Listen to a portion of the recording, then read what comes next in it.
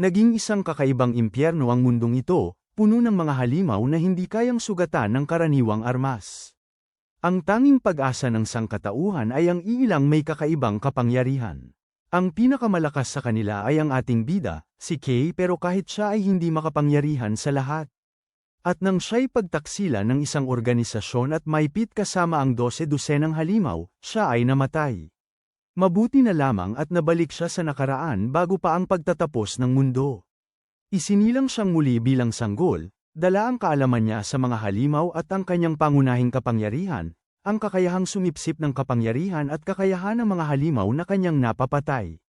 Matapos masuri ang paligid, napagtanto niyang naging sanggol nga siya. Habang pinag-iisipan niya kung ano ang nangyayari, isang paa na may tsinelas ang pumasok sa kanyang silid.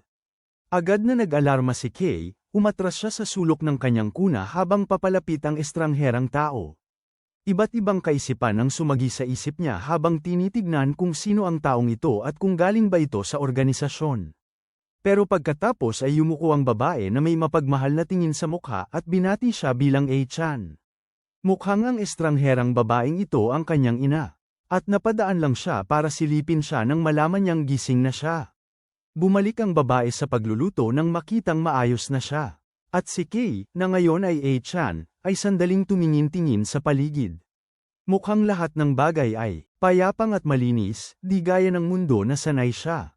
Nakabukas ang telebisyon at naririnig niya ang mga taong naglalakad-lakad sa labas ng bahay. Mukhang walang mga halimaw sa labas. Malinaw na panahon ito ng kapayapaan. At ang biglaang paggising niya rito bilang sanggol, nangangahulugan na muling siya'y isinilang.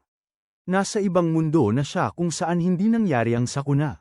At higit sa lahat, walang organisasyon dito. Ibig sabihin, sa kauna-unahang pagkakataon sa mahabang panahon, makakaranas si A-chan ng kalayaan. Sa kabila ng lahat ng pinagdaanan niya sa buhay, hindi siya pinabayaan ng Diyos ng tadhana. Ang araw na ito ay lagi niyang maaalala bilang ang araw ng panibagong simula. Tiningnan niya ang pinakamalapit na kalendaryo at nakita niyang 2020 ang taon, ibig sabihin ay nagising siya bago ang malaking kalamidad. Hindi maganda yon dahil wala siyang magagawa sa kasalukuyang katawan niyang sanggol. Hindi man lang siya makatayo nang hindi nakahawak sa kahit ano at napakaliit ng mga braso at binti niya para suportahan ang katawan niya. Kakaiba rin ang pakiramdam ng lalamunan niya kung ikukumpara sa dati niyang katawan, kaya hindi rin siya makapagsalita. Lahat ng iyon ay masamang balita para sa kanya dahil mahalaga ang oras. Wala siyang panahon para maging isang normal na sanggol lang kung malapit nang magsimula ang katapusan ng mundo. Napatingin si A-chan sa kanyang ina at naisip kung maaasahan niya ba ito. Sa halip na umasa sa kanya, baka magamit na lang niya ito na parang isang papi para makamit ang kanyang mga layunin. May silbi pa rin naman siya. Kahit mukhang hindi maaasahan, siya lang naman ang nasa hustong gulang na maaari niyang makuha ang tulong. Iniisip niya kung flexible ba ito, pero ang pagbagsak ng maraming kahon sa estante ay sapat na para masabi na hindi. Hindi rin magaling ito sa paggamit ng mga kamay dahil sobra-sobrang harina ang inilagay sa mangkok habang nagluluto. Hindi rin ito marunong magluto at halos masunog ang bahay habang naghahain ng almusal. Halata namang wala itong magagawa, pero kahit papaano sinisikap nitong alagaan ang sanggol, kahit sunog pa ang buhok dahil sa apoy. Dahil sa mga nangyari kanina, parang katapusan na ng mundo at mahirap ang hinaharap ng panibagong buhay niya. Tumunog ang doorbell at pumunta ang nanay niya para buksan ang pinto at tanggapin ang isang package na kara rating lang. Bago niya mabuksan ang pinto, kailangan muna niyang hanapin ang wallet niya para makabayad sa delivery. Habang umalis siya para hanapin ang wallet niya, tinatandaan ni A-chan kung kailan niya huling narinig ang salitang iyon. Ang huling pagkakaalala niya na may narinig siyang tungkol sa mga package ay noong may mga delivery worker na nagdadala ng mga package para sa maraming tao. Ang mga delivery worker na yun ay may sakit din pala at naging nakakatakot ang sitwasyon. Habang nagsisimulang maunawaan niya ang sitwasyon at kung ano ang paghahatid ng pakete pala ay nangangahulugang, dahan-daang bumukas ang pinto at isang nakakatakot na tinig ang nanggaling sa kabila, na nag-uudyok sa kanya na kunin ang pakete. Nang tuluyang bumukas ang pinto, tama si A-chan. Ang nasa kabila ay nahawa at naging isang halimaw na tagapaghatid. Hindi pwedeng matakot si A-chan at kahit sanggol pa siya, kailangan niyang maghanap ng panlaban. Ang tanging maabot niya ay ang bote ng gatas na binigay ng nanay niya at isang unan. Kinuha niya ang unan at inihagis sa sahig nang biglang sumalakay ang halimaw, diretso sa ulo niya. Ang malakas na pag-atake ay tumagos sa kuna at agad na kinuha ni Achan ang bote niya bago mabilis na nakalabas sa kuna at bumagsak sa unan na kanina niya pa naihagis. Halata naman na kung matamaan siya ng atake na ganoon kalakas, paniguradong patay siya. Mabuti na lang at may sapat siyang karanasan sa pakikipaglaban sa mga halimaw mula sa nakaraan niyang buhay, at dahil doon alam niyang imposibleng matalo niya ang kalaban niya ngayon. Mukhang mas malakas pa ito sa mga halimaw na nakalaban na niya noon, at mas delikado pa ang mga galami nito sa ulo. Pero isa pa ang alam niya, ang mga malalakas na halimaw na gaya nito ay nahihirapan sa biglaang pagliko. Mahinang inihagis niya ang bote niya sa ilalim ng halimaw at natapilok ito habang sumusugod, lumipad sa ibabaw ng ulo niya at bumagsak sa bintana. Sa unang pagkakataon, nagpapasalamat si Achan sa lahat ng mabibigat na laban na pinagdaanan niya sa nakaraang buhay. Habang ipinagdiriwang niya ang kanyang tagumpay, isang buntot ang tumubo sa kanyang likuran at mabilis na lumabas sa bintana para habulin ang halimaw. Naabot nito ang bangkay na nakahiga sa kalye at kinain ang pinagmumulan ng kapangyarihan ng halimaw na parang isang nilalang. Hawak ni Achan ang buntot at pinagmamasdan nito habang kinakain ang pinagmumulan ng kapangyarihan ng halimaw. Pamilyar siya rito dahil ito ang kakayahan niya sa nakaraang buhay niya, ang buntot ni Toti. Isang makapangyarihang kakayahan ito, pero hindi niya alam kung bakit meron pa rin siya nito kahit muling isinilang na siya. Ang malaking kalamidad ay nakatakdang mangyari pagkalipas ng 4 na taon at si Kay sa nakaraang buhay niya ay isinilang 3 taon pagkatapos noon. Hindi niya alam ang nangyayari, pero napakaswerte niya na bigla na lang nakuha ang kakayahang ito. Sa nakaraang buhay niya, nakuha niya ang kakayahan matapos makuha ang kakanyahan ng isang halimaw na may buntot ding Toti. Isa pang magandang kapalaran ay kung mas bata ang isang tao kapag nagising ang kapangyarihan niya, mas magiging malakas ito. Para masubukan ito, ginawang matalim na talam ang kanyang kamay at ginamit ito para hampasin ang kanyang kuna, na agad na nabaluktot. Sa nakaraang buhay niya, nagising siya bilang isang S-class noong siya ay 7 taong gulang, pero dahil mayroon na siya nitong kakayahan bilang sanggol, magiging maalamat na triple S rank siya sa pagkakataong ito. Ito ang kanyang susi sa kayamanan, katanyagan at magagandang babae. Sa ganoong kaso, hindi na niya kailangang manatili sa bahay na ito at gampanan ang papel ng isang walang kamalay-malay na sanggol. Habang gumagapang siya palayo upang simulan ang kanyang bagong buhay, ang kuna na kanyang nabali kanina ay nagsisimulang mahulog at ang punta nito ay diretso sa kanya. Sinubukan ni Aiken na umiwas, ngunit sumuko ang kanyang katawan at hindi na siya makalipat. Sa wakas ay nabasag ang metal na kuna at nagsimulang mahulog sa gilid, at ang huling nakita niya bago pumikit ang kanyang mga mata ay ang kanyang ina na desperadong nagmamadaling lumapit sa kanya habang bumabagsak ang kuna. Naalala niya ang kanyang nakaraang buhay at ang kanyang walang awang amo na nagpahintulot sa kanya na dumaan sa kakilakilabot na mga pagsubok. Pinagagawa siya ng lalaki ng mga nakakasukang bagay tulad ng pagkain ng aso para mabuhay. Ang mga pangyayaring yun ang siyang patunay na siya nga ay parang aso lamang ng organisasyon. Kinagat ni Aiken ang kanyang labi, galit na galit dahil tinuturing siyang aso ng organisasyon. Dahan-dahan siyang nagising habang sumisikat na ang araw sa kanyang mukha. Mukhang nawalan siya ng malay pagkatapos niyang matalo ang halimaw. Unti-unti siyang umupo at nakita ang kanyang ina na nakaupo malapit sa kanya at nagsusulat sa isang libro. Mukhang naligtas nga siya nito. Pero ang tanong ngayon ay kung bakit siya nawala ng malay. Mukhang sobra na sa kanyang katawan ang lakas ng kanyang kakayahan.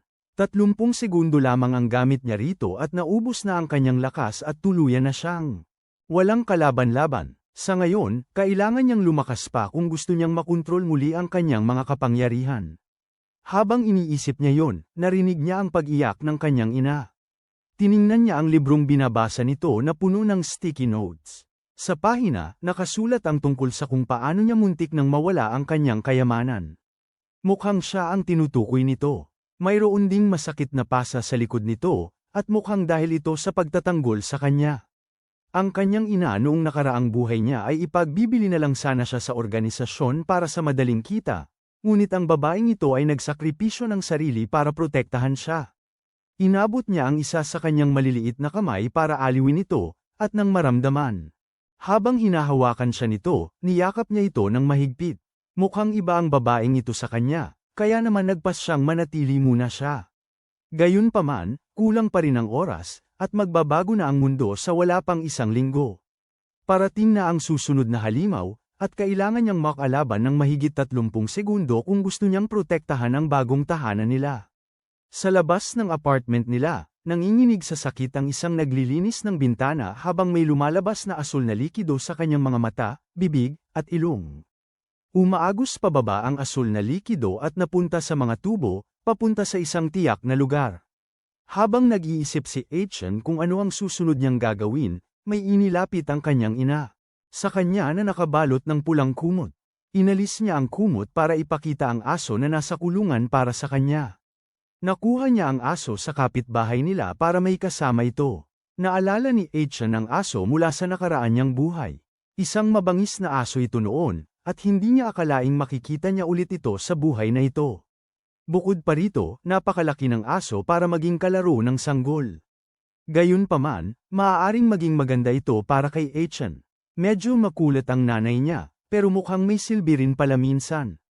Kung sanayin niya ng maayos ang aso, maaaring maging isang malakas na kakampi ito, at maaaring maging sasakyan pa nga. Hindi naman pala masama ang magkaroon ng malaking aso. Ngumiti ang nanay niya sa maliit na ngiti sa mukha nito. Mukhang tama ang naging desisyon niya, at kahit papaano'y napasaya niya ito. Iniwan niya ang dalawa para maglaro habang siya'y maglilinis pa ng bahay. Tinitigan ni Achen ang aso habang iniisip kung ano ang gagawin dito. Sa ngayon, kailangan muna nitong pakainin. Binigyan niya ito ng isang sausage mula sa kusina at inutusan nitong kumain. Kung kakainin nito, siya na ang magiging amo nito, at magsisimula na ang pagsasanay. Sa kabila ng pagtatangka ng bata na makipagkasundo sa aso, mukhang masyadong simpleng isip ito para maunawaan ang ginagawa nila.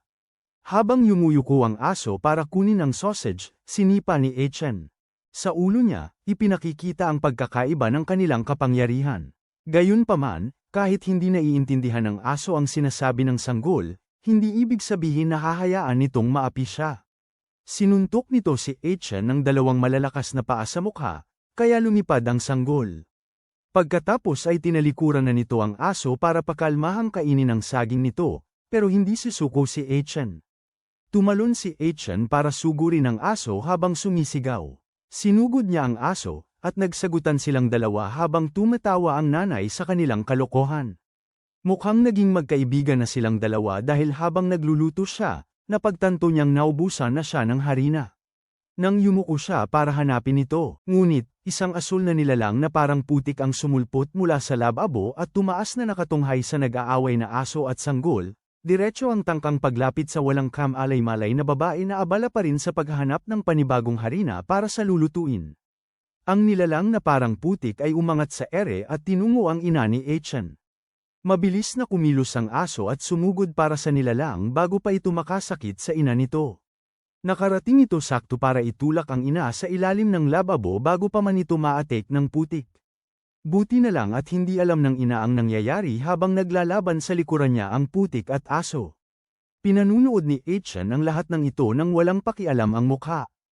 Ang nilalang ay napakahina para makagawa ng anumang totoong problema, pero magiging mahirap pa rin itong harapin. Ang likido nito ay nagpapawalang saysay sa mga pag-atake gamit ang matatalim na bagay, kaya kailangan nilang humanap ng ibang paraan para makitungo dito. Sinisikap ng kanyang ina na makawala sa aparador, pero mas iniisip niya ang sakit ng ulo niya, at hindi man lang namamalayan ang matinding labanan sa pagitan ng aso at ng halimaw sa likuran niya. Unti-unting tinatakpan ng putik ang aso at nagsisimulang magbago ang anyo. Kailangang kumilos agad si Achen bago pa lumala ang sitwasyon. Naalala niya mula sa mga nakaraang laban na ang halimaw na putik ay mahina sa pagkatuyo, kaya kailangan niyang maghanap ng panunuyo. Agad niyang napansin ang kanyang bote na puno ng pulbos na gatas at binuksan ito bago niya inihagis sa halimaw. Umatras at lumiit ang likido bago tumalbog-talbog sa silid, nawawala ng tubig dahil sa gatas na nagpapanik dito, at dahil dyan ito nag-react. Sinamantala ni Achen ang pagkakataong yun nang tumigil ito sa pagkilos para itakip ito sa ilalim ng basurahan, mukhang umayos na ang lahat at parehong sumilip ang aso at ang nanay niya mula sa likod ng counter sa kusina. Nangyari pa na natapon ng nanay niya ang harina sa kanilang dalawa, kaya mas nalito pa sila. Dahil sa natapong harina, nagmadali ang nanay niya para maghilamos bago madumihan ang damit niya. Samantala, si Achan ay nagpatuloy sa damhin ang kilig ng paghuli ng isang halimaw. Ang mga slime ay maaaring gamitin bilang natural na pantaboy sa halimaw, ibig sabihin kung maipahid niya ang likido ng slime sa mga bintana, magsisilbi itong pananggalang sa anumang pag-atake ng halimaw sa hinaharap. Bigla na lamang gumalaw ang basurahan at tumalon ang slime mula sa ilalim nito, sinamantala ang katahimikan para makatakas. Naunahan nito ng aso bago pa ito makalayo, at dali-daling lumapit si Achan para hulihin ulit ito, ngunit nakawala pa rin ito, ganap na nakaiwas sa ilalim ng basurahan. Bago ito umalis, itinagay nito ang gitnang daliri sa dalawa habang dumadaos-dos sa bintana. Kusa pumunta ang likido sa kanilang bahay at nagdulot ng kaguluhan, tapos may gana pang umalis mag-isa. Mahina man ito, masyadong mayabang para sa kanilang dalawa, kaya't sobrang galit sila at hindi hahayaang makatakas ito ng basta-basta. Kumuha si Achan ng payong na malapit bilang armas at umakyat sa aso na parang mapagkakatiwala ang hayop. Hahabulin na niya ang halimaw bago pa ito makalayo at makagawa pa ng mas malaking gulo. Hindi nila hahayaang makatakas ito para hindi na ito makapagdulot pa ng problema sa kanila o sa iba sa hinaharap. Nakarating sila sa ground floor ng gusali at nakita ang likido na nakapatong sa ibabaw ng isang gusali. Tumutulo ang likido nito sa ulo ng isang batang babae ang dumadaan, at napaangat ang tingin niya sakto para makita itong lumulusong at sinusubukang lunukin siya. Si Achan at ang aso ay dali-daling tumulong habang ang bata ay nag-iisip kung ano ang gagawin. Kung gagamitin niya ang sarili niyang lakas, tiyak na hindi siya makakayanan ng halimaw na putik, pero kung hahayaan nilang kainin ito ang babae, magiging dagat ng dugo ang lugar. Ang ganitong eksena ay nakita na ni Achan ng maraming beses sa nakaraan niyang buhay. Ang aso ay sapat na ang bilis para makarating sa babae at tumalon sa ibabaw niya, habang binubuksan naman ni Achan ang payong at hinarang ang ulan ng putik bago pa ito makalapit sa babae. Hindi naman natinag ang putik at tumalon ito mula sa payong, ngayong diretso na ang pag-atake sa aso at sanggol. Dahil saglit lang ang kapangyarihan ni Achan, isa lang ang pagkakataon niya para tapusin agad ang halimaw. Isang malakas na suntok na pinaganya ng kapangyarihan niya ang kanyang ginamit, agad na bumaon at sinira ang halimaw. Sumabog ang likido at umulan sa paligid, tuluyan ang natalo habang sina Achan at ang aso ay nananatiling nakatayo at nagtagumpay pagkatapos ng maiksing labanan. Mabuti na lang at nailigtas niya ang bata bago pa ito maging pagkain ng likido, pero nakita siya nitong gumamit ng kapangyarihan kaya takot na takot ito. Walang pag-aalinlangan, tumakbo palayo ang bata at hindi na lumingon pa. Nauunawaan naman na tumakbo siya, malayo, iniisip ang tanawing kanyang nasaksihan. Ang mas mahirap isipin ay kung gaano katagal bago niya malinis ang gulo. Lumilitaw ang kanyang buntot mula sa diaper at sumisipsip ng nakakalat na likido sa kalye. Mukhang may kakayahan ng buntot na sumipsip ng kapangyarihan ng ibang nilalang. Noong nakaraang buhay niya, ang tanging paraan para kay Kay na makakuha ng bagong kakayahan ay ang palitan nito sa dati niya. Ngunit ngayon, mabilis na nasisipsip ng buntot ang lahat ng nakakalat na likidong malapot at nagiging kanya na ang kapangyarihan. Sinubak niya ang kapangyarihan sa pamamagitan ng pagbuo ng isang bowl ang malapot sa kanyang kamay, at mukhang nagsasama nga ang dalawang kapangyarihan. Noong nakaraang buhay niya, ginawa ni Kay ang lahat ng kanyang makakaya para siguraduhin kakaunti lang ang pagpapalit niya ng kakayahan para hindi siya mahuli ng organisasyon. Iyon ang naging dahilan ng kanyang pagbagsak sa huli. Pero hindi nito binabago kung gaano ito kakaiba na ang buntot ni Tao T ay kusang umunlad. Maaaring dahil ito sa kanyang edad. Mas bata ang isang tao kapag nagsimulang magkaroon ng kakayahan, mas malakas ang kapangyarihan nito at mas mabilis siyang makakaangkop dito. Naging karapat-dapat si Kay na magamit ang mga kakayahan sa edad na 10, pero lahat ng mas bata sa kanya ay namatay. Karamihan sa mga bata ay hindi nakakaligtas sa laso ng halimaw, at silang lahat ay namatay pagkatapos na mailantad dito. Pero ngayon, mas bata pa si Kay, kaysa sa kahit anong ibang posibleng kandidato mula sa kanyang nakaraang buhay, ibig sabihin ang kanyang kakayahang umunlad ay di masukat.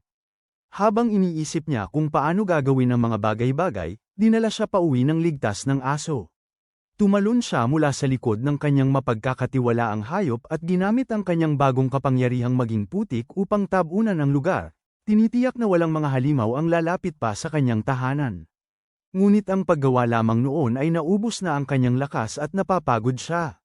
Walang silbi ang pag-iisip ng pagkuha ng bagong kakayahan o pag-angkop sa kanyang kasalukuyang kakayahan, dahil napakababa ng kanyang lakas para magawa ang kahit ano gamit ang mga kapangyarihan.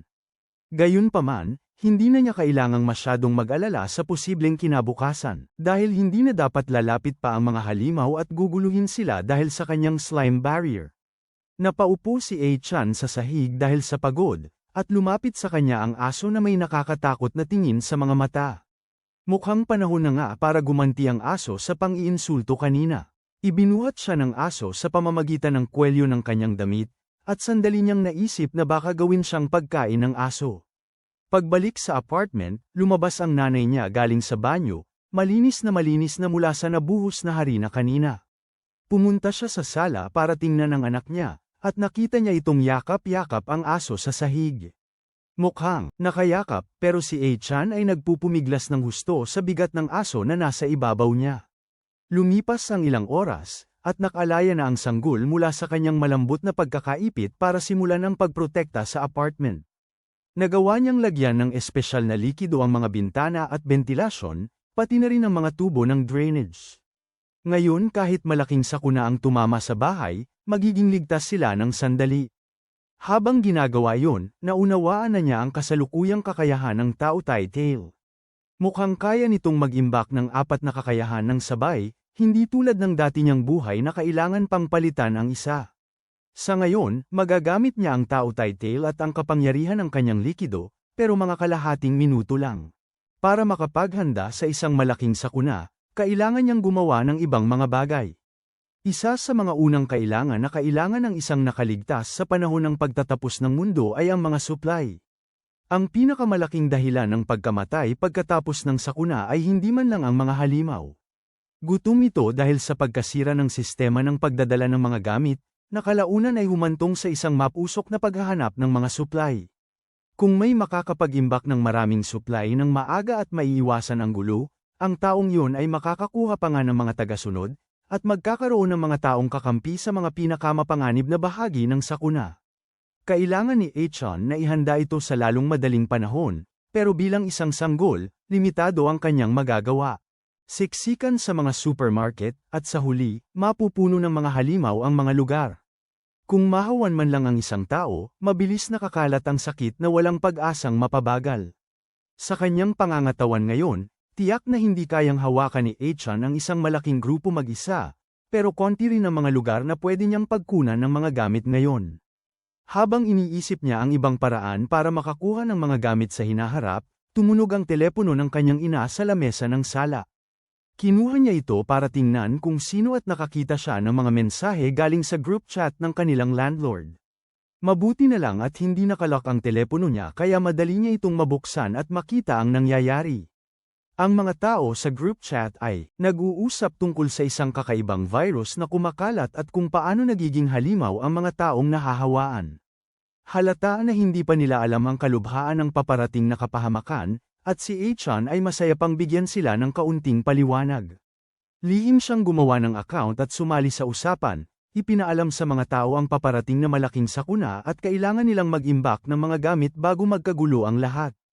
Kahit na sinusubukan niyang tulungan sila sa pamamagitan ng pagbibigay ng maingat na mga tagubilin, maliwanag na walang naniniwala sa kanya. Ang katotohanan na wala pa siyang profile dahil bago lang ang kanyang account ay hindi rin nakakatulong sa kanya. Mayroong walang magagawa siya bilang sanggol, at hindi rin gaanong nakatutulong ang mga online forum. Sa ganitong takbo, silang lahat ay mamamatay bago pa man mabuo ang organisasyon. Biglang may nag-friend request sa telepono. Tinanggap niya ito dahil sa kuryosidad, at agad na sinabi ng nasa kabilang linya na gusto nitong makipag-usap kung naghahanap nga siya ng mga supply. Hot ang username ng tao, at parang pamilyar ito sa sanggol. Ganoon din ang pangalan ng isang babaeng nagtatrabaho sa organisasyon na Hot din ang pangalan. Tama ang hinala niya, at ang taong nasa kabilang dulo ng screen ay siyang ang Hot na. Iniisip niya ito, Nagpapahinga siya sa upuan sa isang silid na puno ng mga computer at gadgets habang time-text siya. Mukhang magiging kapana-panabik ang mga susunod na mangyayari sa kanya. Maliwanag namang napakaingat ng kausap niya. Bago pumasok sa anumang kasunduan, gusto muna nilang malaman ang plano niya. Napakahirap na ng pakikipag-usap sa kanila, at halos wala pa silang masyadong nasasabi sa isa't isa. Kaya naman, nagdesisyon siyang maging direkta at magbigay ng alok para maayos ang kanilang kasunduan.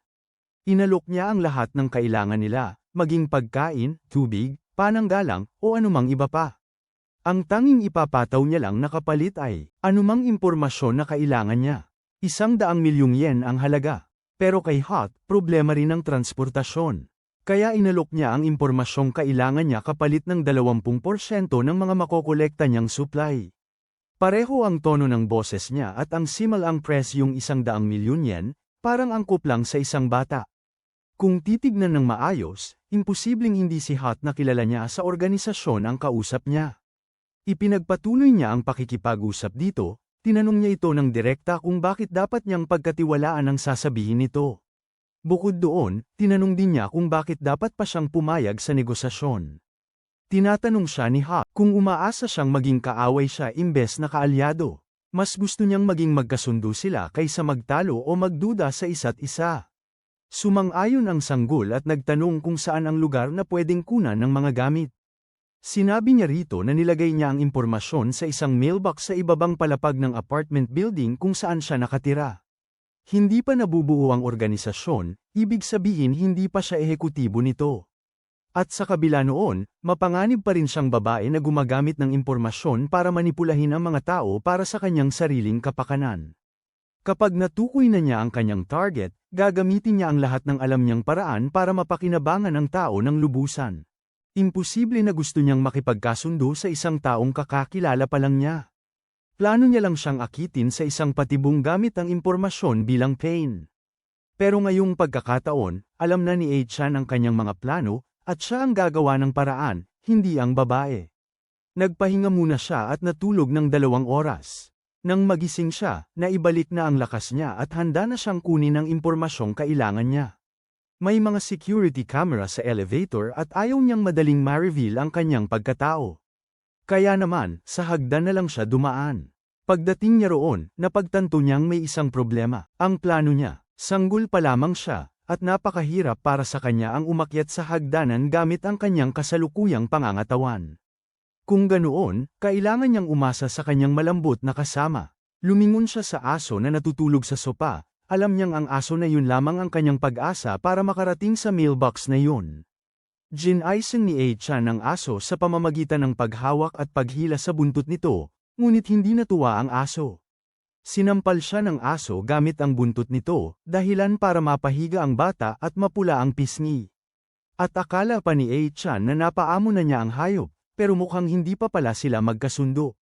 May napansin si A-chan na mesa ng kusina na makakatulong sa kanyang plano. Isang kahon ng mga gamit pang-alaga ng aso, at magagamit niya yon para akitin ang aso na tulungan siya. Kumuha siya ng kaunting gamit pang-alaga ng aso at inilapit sa ilong nito. Saglit lang, tumayo ang aso at pumayag agad. Mukhang kahit ang tapang ng itsura, madaling mapasunod pala ang aso. Nakuha na niya ang kanyang sasakyan, ang susunod na gagawin ay ang pumunta sa lugar kung saan iniwan ni Hot ang impormasyon bago magising ang nanay niya. Sumakay siya sa aso at tinahak ang gusali at nakarating sa mga mailbox. Sa loob ng isa sa mga mailbox, may nakausli na pink na sulat. Iyon ay, malinaw kung sino ang dapat niyang pagtuunan ng pansin, pero mayroong kamerang nakabantay din sa lugar.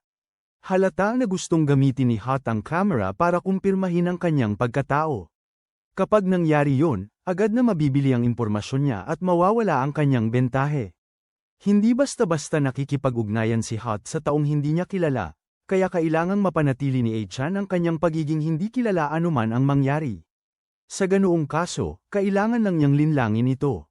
Ginamit ng bata ang kanyang kapangyarihan, nagpalabas ng manipis na pulang gal-ame sa paligid ng silid at iniskan ang paligid para sa anumang kaina-hinala. Bukod sa security camera ng apartment, nakakita pa siya ng 3 nakatagong camera na malamang ay inilagay nito.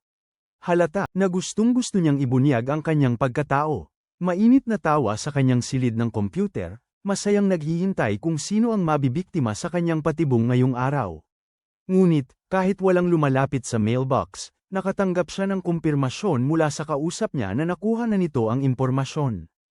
Pilit niyang tiningnan ang kuha ng kamera, pero ang nakita lang niya ay isang aso na nakatayo malapit sa mailbox.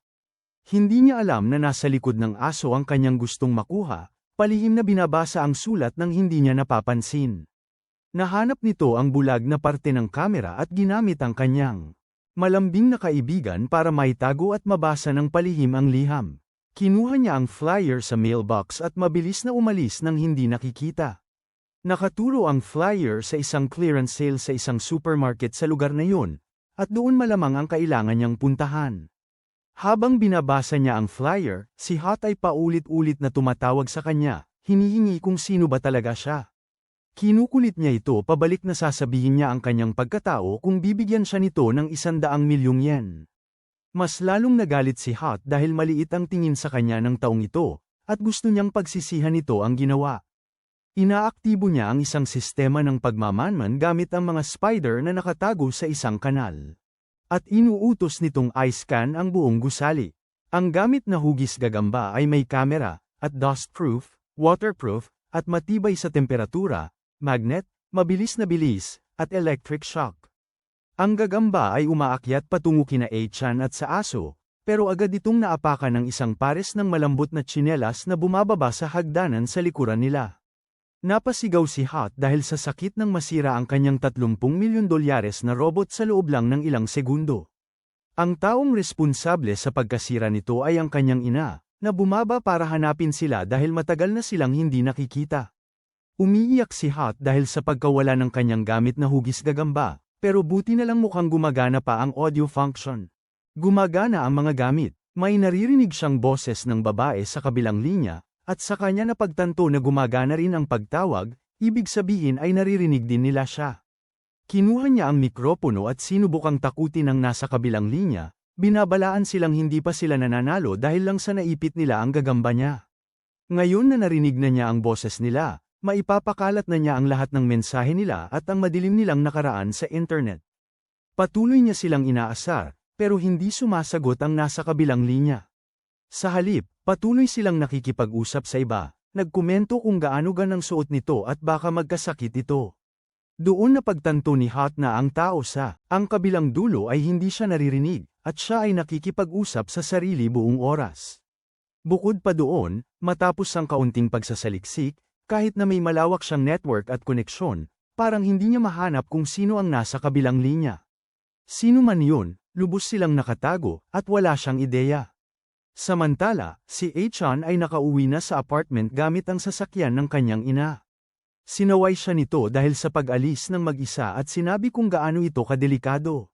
Samantala, ang sira-sirang mechanical spider ay nakatiwangwang na sa sahig, at 4% na lamang ang kapasidad nito.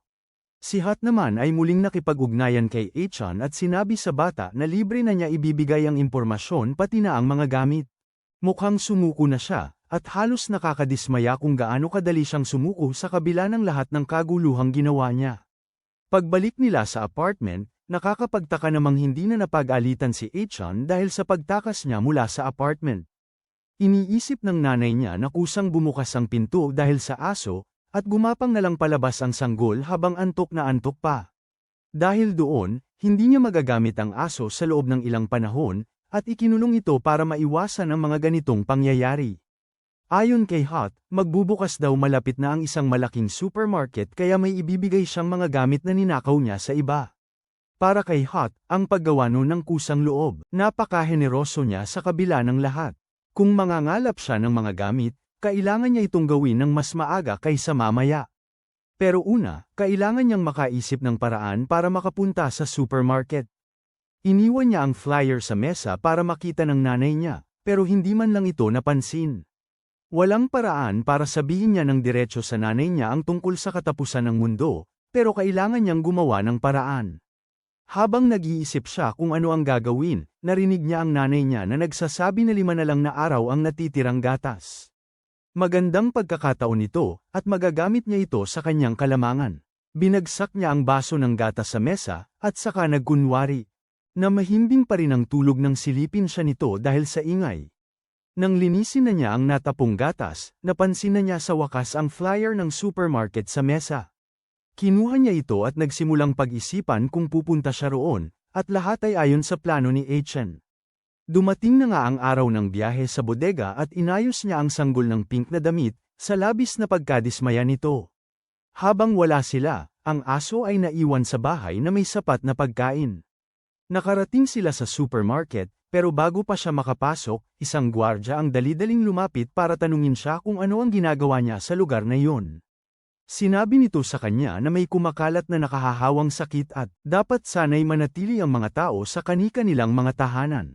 Sinubukan ng ina na ipaliwanag sa gwardya na bibili lamang siya ng gatas para sa sanggol, ngunit hindi ito pinaniwalaan ng gwardya. Isang empleyado siya ng gobyerno, at alam ni Etienne na malapit nang mawala ang gobyerno kaya hindi na nila kailangang mag-alala sa mga ganitong bagay sa mahabang panahon. Sinusunod lamang ng gwardya ang kanyang tungkulin, at sinabihan niya ang ina na umuwi na. Habang kausap niya ang ina, hindi niya napansin ang halimaw na papalapit sa likuran niya hanggang sa mailapat nito ang kamay sa ulo ng lalaki. Bigla na lamang, nipasal ng halimaw ang ulo ng lalaki at sumabog ito. Pagkatapos, itinutok nito ang pansin sa walang kalaban-laban na ina at anak. Ang halimaw na ito ay mas malaki kaysa sa lahat ng nakaharap na ni Etienne, at ito ay isang malakas at mabilis dumami, kaya wala itong kahit anong kahinaan. Ayaw niyang ipakita ang kanyang lakas, pero kung hindi niya gagamitin ang kanyang kapangyarihan, mamamatay silang dalawa ng ina niya. Walang oras na masasayang, at handa na siyang kumilos, pero hinayla siya ng ina niya mula sa stroller at sinubukang tumakas. Alam ni Etienne na walang silbi ang pagtakas dahil ibang klase ang nilalang na ito. Mas mabilis ito kaysa sa tao, at walang pag-asa ang ina niya na makatakas sa pamamagitan ng pagtakbo. Habang papalapit ang halimaw sa kanila, napansin ni Etienne ang isang kahon ng mga fire extinguisher sa dingding, at pagkatapos ay ginamit niya ang kanyang kapangyarihan para masira ang lalagyan. Sumasabog ito at tinatakpan ang buong lugar ng gas. Ang biglaang ulap ay sapat na para makawala si Etienne sa yakap ng kanyang ina at sa lakayin ng halimaw, na ipinapadpad nito palayo at nabangga sa pader. Mayroon siyang mga 30 segundo, at hanggang sa hamupa ang alikabok para maayos ang halimaw na ito. Sa loob ng 30 segundo, kailangan niyang tapusin ang laban sa halimaw na ito bago mapansin ng kanyang ina ang nangyayari. Nahilo ang kanyang ina dahil sa biglaang pag-atake ng halimaw, kaya kailangan niyang tiyakin na maayos ang lahat bago ito magising. Buti na lang at nawalan ito ng malay dahil sa naunang pagtama, pero wala siyang oras. Ang mabilis na pagdami ang uri nito ay nasa ulo. Kung tamaan niya ang ulo nito, tiyak na mamamatay ito sa isang hampas. Ngunit ang halimaw ay hindi pa rin nasasaktan kahit matapos ang paghampas niya kanina. Kailangang tiyaking matapos ni Etienne ang halimaw sa isang suntok bago pa ito makabangon at makasakit sa kanya o sa ina niya. Walang madadaanang shortcut gaya ng dati. Sa pagkakataong ito, kailangan niyang harapin ito ng harapan gamit ang sarili niyang lakas. Mabuti na lang at nakakatayo siya ngayon at hindi na kailangang gumapang. Sumugod ang halimaw at tumalon patungo sa bata, ngunit nakaiwas si Etienne bago pa man siya nito maabutan.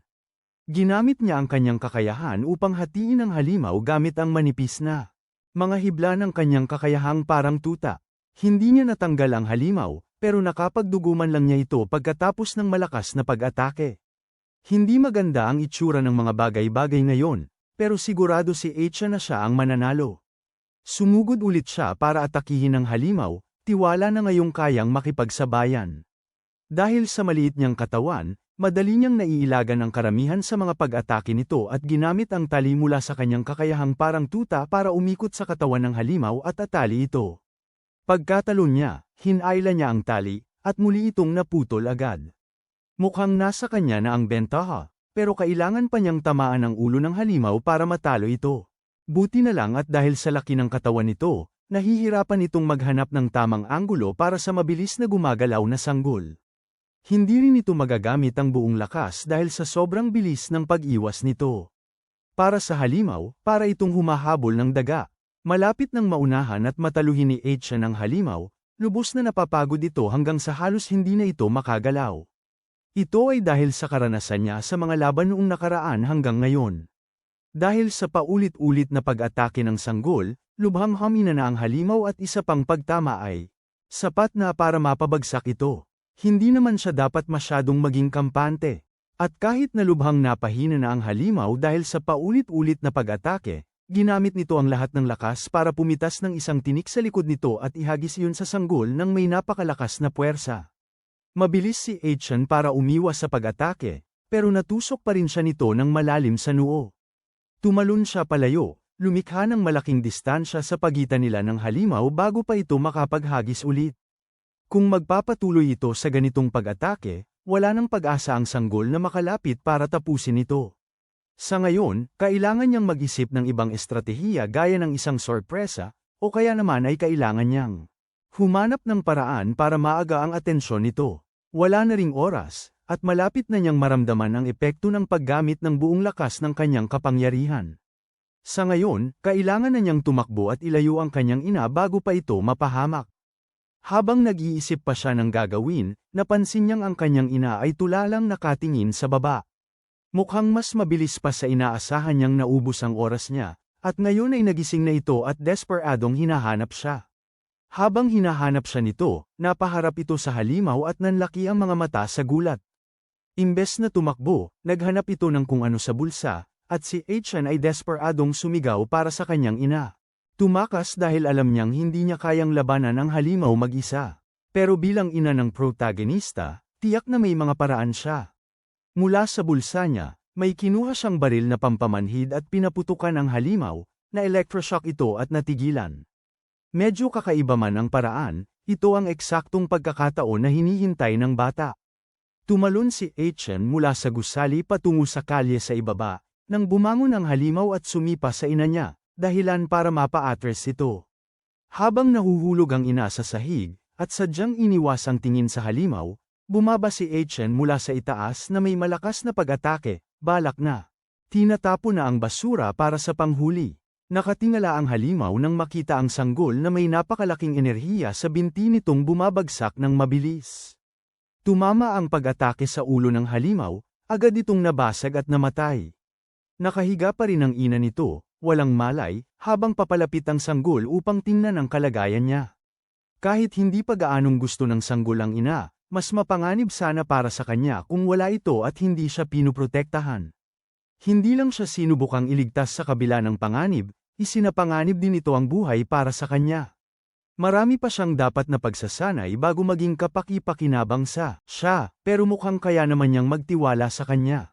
Habang iniisip yon, bigla siyang nanghina dahil sa epekto ng kanyang kapangyarihan at bumagsak sa tabi nito, nawalan din ng malay.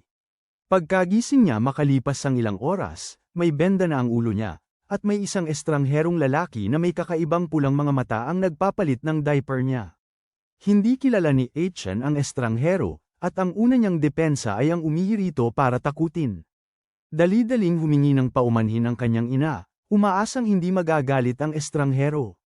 Pinunasan nito ang ihi sa mukha, tinanggap na lang. Pinakamalaki niyang ikinatakot lang ang bata, kaya nangyari yon. Pagkatapos ay tinanong niya kung okay na ba sila ng aso, at mukhang kilala ng nanay niya ang lalaki. Mukhang dating may-ari nga ng aso ang lalaki, at nagpasalamat siya sa pag-aalaga nito. Mas nag-aalala si Achen dahil nakita talaga ng nanay niya ang nilalang na umatake sa kanila kanina, pero parang walang nangyari. Tapos napansin niyang basa ang buhok niya. Ibig sabihin, siguro'y palihim na naman siyang umiyak habang natutulog siya.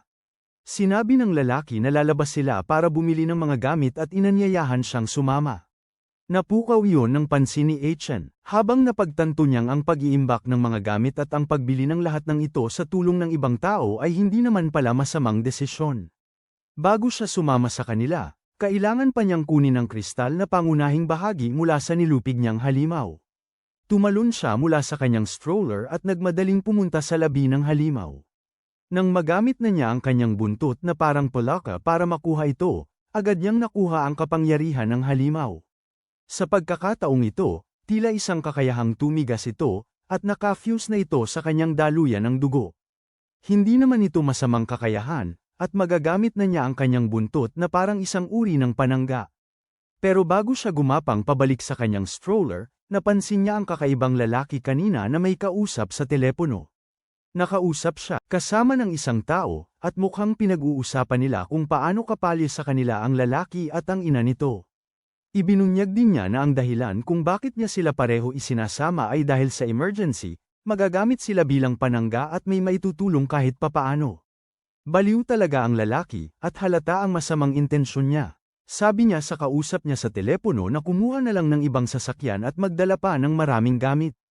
Habang nakikinig si Etienne sa usapan, aksidenteng nabangga niya ang truck na pinagtataguan niya, at mabilis na lumingon ang lalaki, handang salakayin ang sinumang nakikinig sa kanya.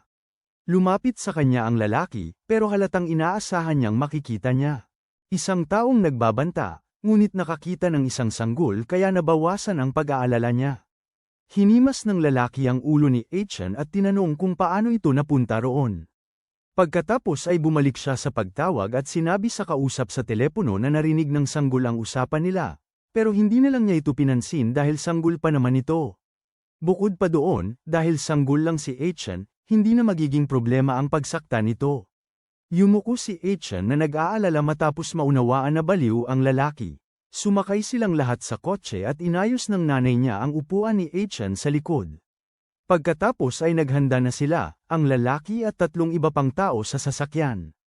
Hindi mapagkatiwalaan ni Etienne, ang baliw na lalaki ang magdadrive, pero wala siyang magagawa. Kung kaya lang sana niyang gamitin ang kapangyarihan niya, madali sana niyang mapapantayan ang baliw at mapatunayan kung sino ang mas malakas. Nagkakilala ang iba sa sasakyan, at sinubukan ng nanay niya na makipag-usap sa pamamagitan ng pag-aalok ng merienda sa mga kasama. Napakakakaiba na mukhang kalmado lang ang mga ito sa kabila ng lahat ng nangyayari. Nagtataka si Etienne kung nakakita na ba sila ng mga video ng mga halimaw, at kung bakit lalabas pa sila sa ganitong oras. Pinaandar ng lalaki ang sasakyan at kumaway sa taong nasa pinagtataguan nila bago sila umalis. Napagtanto ni Etienne na ang kanilang kawalan. Ang pagiging alerto ay marahil isang paraan ng pag-iingat sa sarili.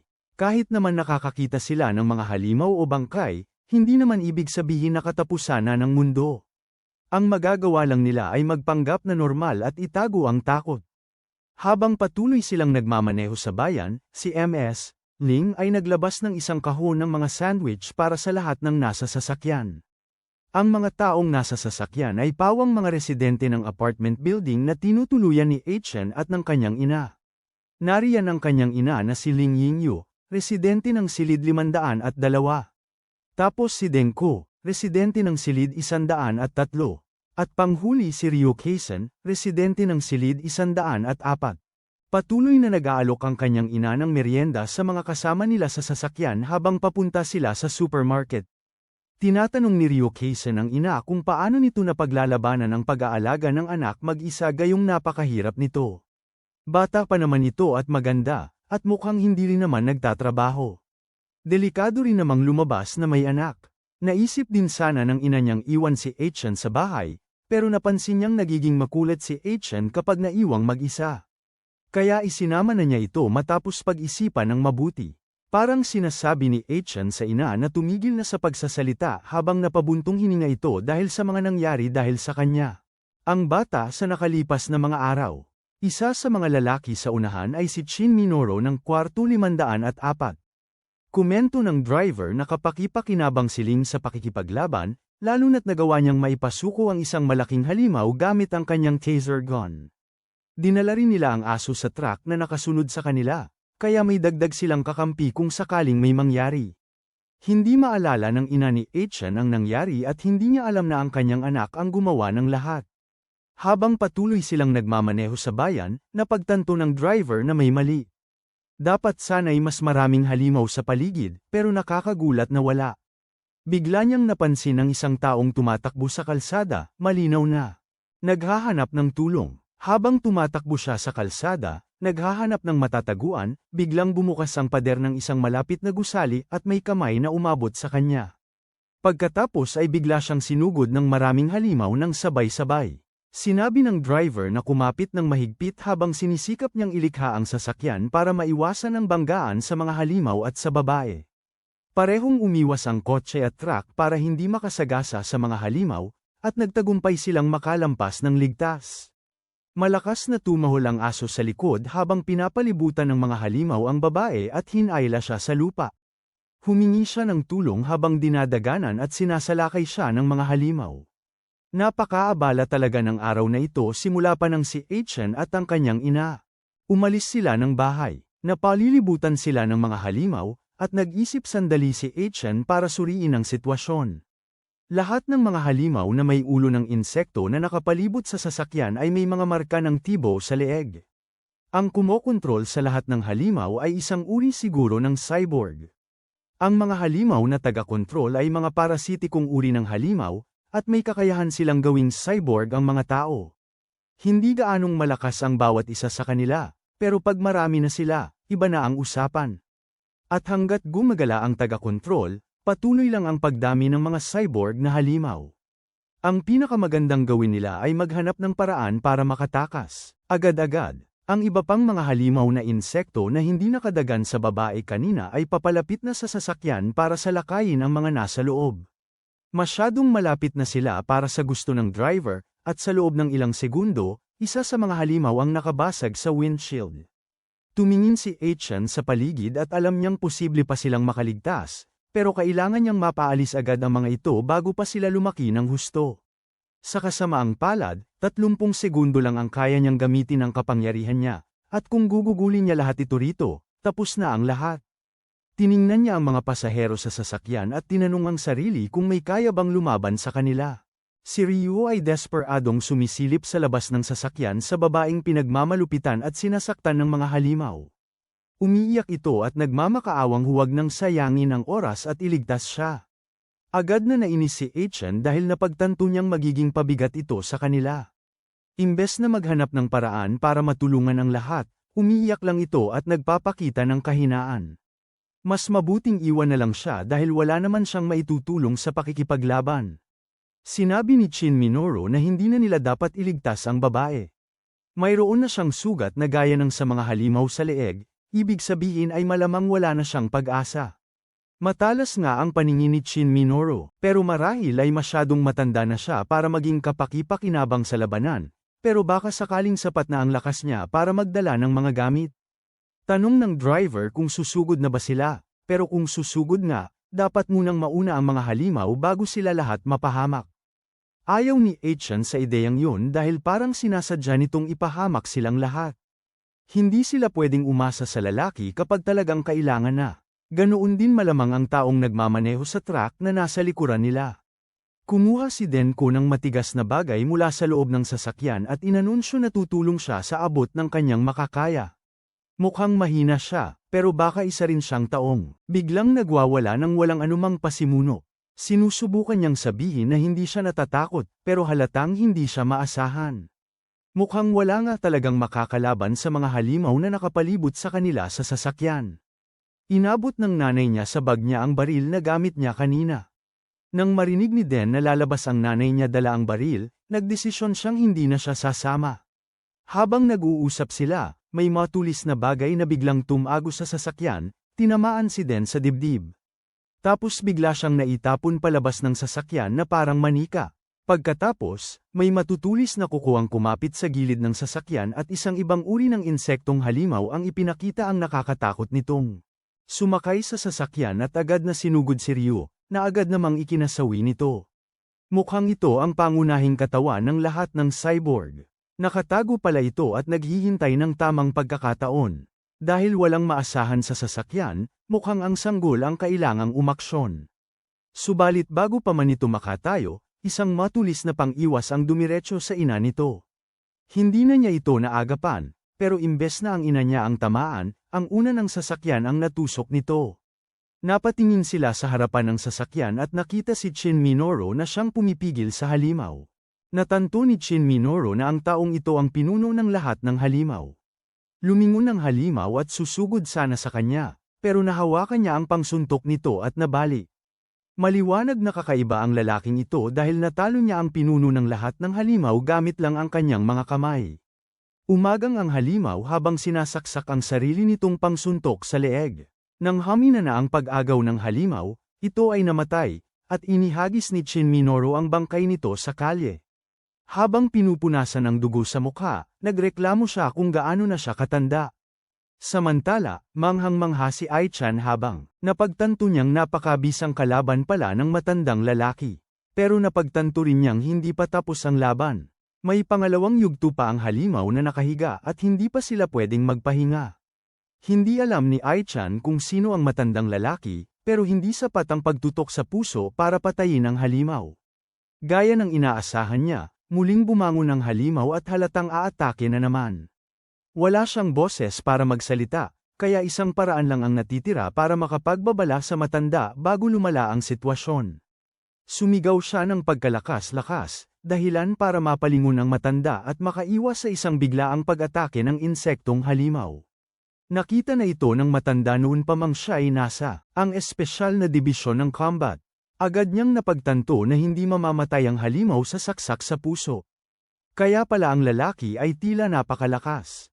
Nagtrabaho siya sa espesyal na dibisyon ng combat, kaya siya sanay makipaglaban sa mga halimaw na tulad nito.